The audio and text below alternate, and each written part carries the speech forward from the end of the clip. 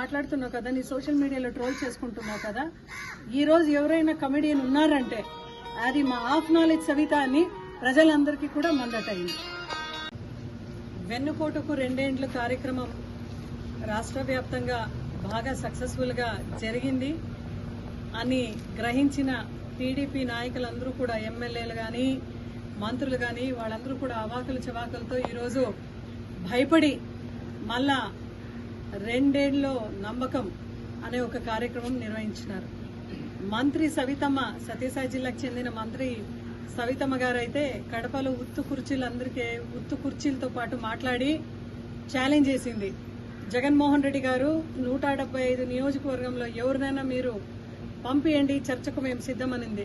సవితమ్మ, నువ్వు జగన్మోహన్ రెడ్డి గారి గురించి మాట్లాడేంత అర్హత నీకొద్దు, ఆయన పైన ఛాలెంజ్ చేసేంత స్థాయి కూడా నీది కాదు. నీకు మాట్లాడేకు, నీతో చర్చించేదానికి 175 నియోజకవర్గాలు ఎందుకమ్మా? నేను ఒకటేసార్లు నేను ఉషాశ్రీచండ్ ఉన్నాను కదా, డే టు టైము నేను చెప్తా. లేదంటే నీకు నిజంగా సిగ్గు లజ్జ ఏదైనా ఉంటే నువ్వు చెప్పు, మేము వస్తాం అక్కడికి. అసలు నువ్వు సభలో అన్నీ మాట్లాడినావు, జగన్మోహన్ రెడ్డి గారి గురించి విమర్శించినావు. అయితే అసలైన పాయింట్ నువ్వేం మర్చిపోయినావంటే, మీరు నమ్మకము 2 ఏండ్లు నమ్మకం అని అవన్నీ మీరు చేసుకున్నారు కదా, ఆ ఒక ప్రోగ్రాం పెట్టుకున్నారు కదా, ఆ ప్రోగ్రాంలో నీకు 1500 నీకు 1500 నీకు 1500 అని చెప్పినారు కదా, అది ఎప్పుడు అమలు చేశారని చెప్పే ఒక సత్తా నీకుందా?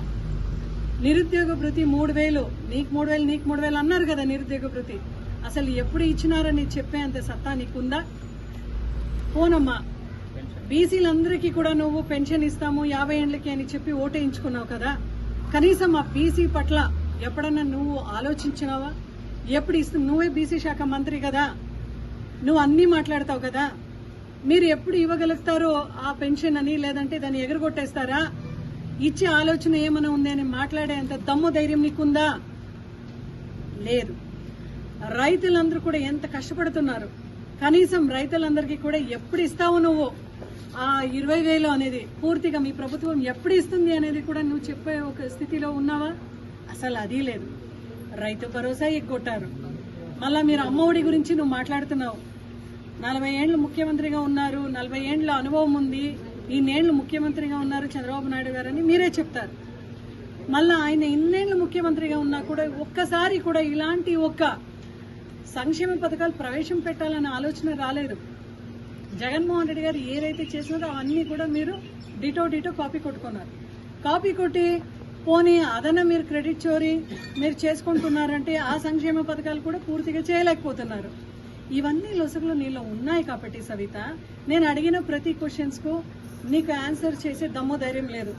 మొత్తం నీ పేమెంట్ బ్యాచ్లందరినీ దింపుతావు, దింపి వాళ్ళ ద్వారా నువ్వు సమాధానం ఇస్తావు. అవన్నీ వద్దు సవిత, నీకు నిజంగా దమ్ము ధైర్యం ఉందా?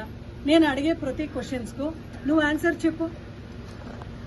ఒక బాటిల్ పైన 10 రూపాయలు నువ్వు కలెక్ట్ చేసుకుంటున్నావా లేదా అని మొత్తం నీ బ్యాచ్ తో కాదు, నువ్వు చెప్పు. ఎక్సైజ్ డిపార్ట్మెంట్ ఏం చేస్తున్నారండి మీరు?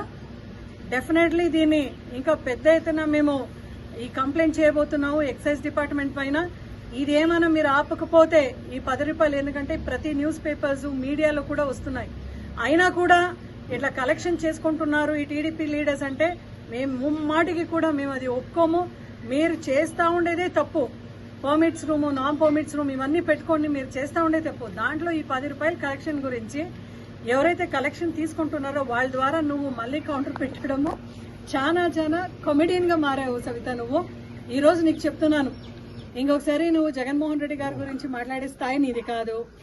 నువ్వు ఎక్కడ డే టు టైం నువ్వు చెప్పు. ఉత్తుగా మైక్ ఉంది అని, మైక్ ఫుల్ గా ఛార్జ్ ఉంది అని నువ్వు మాట్లాడొద్దు. నువ్వు రా, నాతో డైరెక్ట్ చర్చకు రా. ఆ దమ్ము ధైర్యం నీకుంటే డే టు ప్లేస్ చెప్పు, నేను వస్తా. నీకు చెప్తాను నువ్వు ఎన్ని సంక్షేమ పథకాలన్నీ పూర్తి చేసినావని. అవన్నీ కనీసం ఎవరికో వద్దు. నీ గ్రామంలో అయిన మహిళలకి ఎవరికైనా 6 సిలిండర్ ఇచ్చిన చరిత్ర నీదా? మళ్ళా నువ్వు నమ్మకం విజయోత్సవాన్ని చేసుకుంటావు కదా, అసలు నీకేమైనా బుద్ధి ఉందా అని అడుగుతున్నా.